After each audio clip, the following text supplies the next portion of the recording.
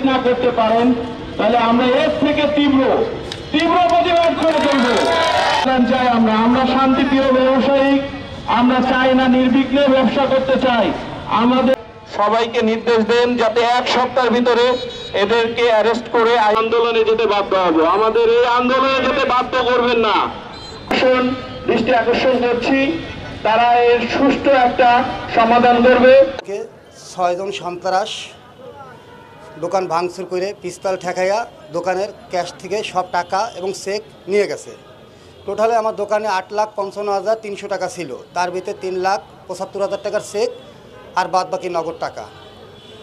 আমি মামলা করছি, মামলা করার কারণে আমাকে এখন হুমকি দিচ্ছে, তুই মামলা করছিস, ঠিক আছে, তোর মামা মামলা করছে, তোর মামারে কর দেশ ছেড়ে চলে যেতে, নাহলে আমরা আসলে তোর মামারে মাইরা কোর্টে স্যালেন্ডার করব। তারা সন্ত্রাস, কোনো রাজনীতি পরিচয় নাই, তারা সন্ত্রাস। তারা খুলনার বহুত জায়গায় এরকম চাঁদাবাজি, আড়াইশোর হাসপাতাল থেকে শুরু করে বয়রা এবং সোনাডাঙ্গা বাস স্ট্যান্ড পর্যন্ত বহুত লোকের কাছে চাঁদা দাবি করে। তারা আমার কাছে চাঁদা চাইছে, আমার কাছে চাঁদা চাওয়ার কারণে আমি বলছি আমি কোনো চাঁদা দিতে পারবো না। তার কারণে আমার কাছে 5,20,000 টাকা চাঁদা করছে। তার কারণে আজকে আমার দোকান ডাকাতি করে লুট করে নিয়ে গেছে। এখন আমারে মায়ের হলার হুমকি দিচ্ছে, যে কোনো মুহূর্তে আমাকে তারা মার্ডার করবে, করে কোর্টে স্যালেন্ডার করবে। তাই তারা সব জায়গায় বলতেছে। তো আমি সিসি ক্যামেরা যা দেখছি, আমি ওখানে উপস্থিত ছিলাম না, তাদের কাছে পিস্তল ছিল, রান্দাও ছিল, চাপাটি ছিল, এইসব অস্ত্র তাদের কাছে সিসি ক্যামেরায় দেখা গেছে। প্রশাসনরে জানাইছি, প্রশাসন ব্যবস্থা নিচ্ছে খুবই ছোলো। তার কারণে আজ আমাদের এখানে মানববন্ধন করা। প্রথমেই আমি আমার প্রশাসন ভাইদেরকে কারণ শহীদ ভাই আজকে প্রাণনাশের যে অবস্থা, আপনারা আমাদের 5টা লোক নিয়ে আমরা আমাদের জায়গায় থাকবো, আপনারা আমাদেরকে সাপোর্ট করেন। হচ্ছে আমাদের শেরেবাংলা রোডে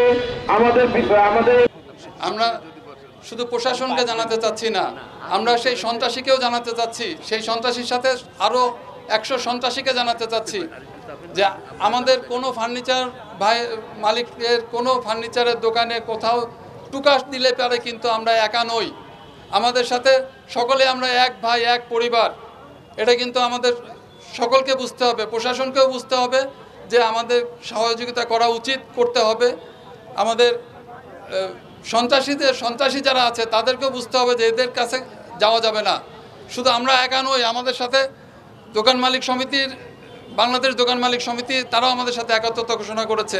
কাজে খুলনা শহরকে আমরা সন্ত্রাস মুক্ত দেখতে চাই। খুলনা বরাবর সন্ত্রাস মুক্তই ছিল, কোথা থেকে এরকম একটা ঘটনা ঘটলো? দুপুর 2টার সময় এরকম অস্ত্র নিয়ে, বন্দুক নিয়ে ভাঙচুর, বিশ্রী অবস্থা, তাকায় দেখা যায় না কি অবস্থা। উনি যদি থাকতেন সেদিন, নিশ্চিত সেদিন হয়তো একটা অঘটন ঘটে যেতে পারত। আমরা আশু প্রতিকার চাই।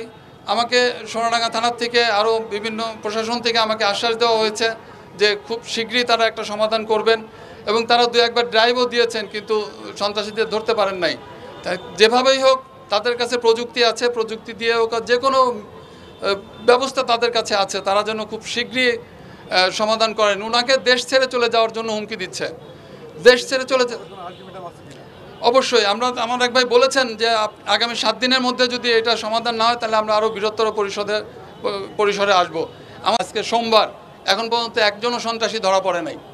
এটা খুবই জরুরি বিষয় যে তারা কেন ধরা পড়ছে না, তারা ঘুরে বেড়াচ্ছে এবং হুমকি দিচ্ছে।